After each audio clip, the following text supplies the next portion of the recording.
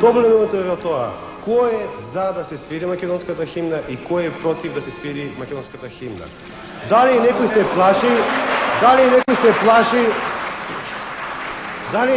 плаши, ако крене рака, дека е за македонската химна или ако е против македонската химна, дека нешто греши.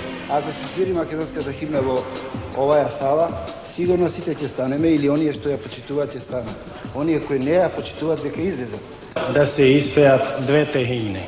Ако е предлогот да се изведе само македонската химна, тогаш исто така ми се чини нема да бидат доведени празениците од СКМПД во незгодна ситуација да го гласаат против тој предлог, бидејќи не гласаат против изведувањето на македонската химна, туку против предлогот да се изведе само таа, а не и југословенска химна. Ако е прашањето формулирано дека кој е само за македонската химна да се свири, молам така да гласаме.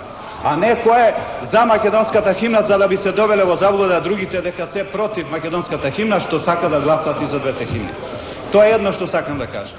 Ние, пратениците избрани од ВМРО, сметавме дека не можеме да го прифатиме решението на работната група за усогласување, на која што е донесено решение да нема никаква химна.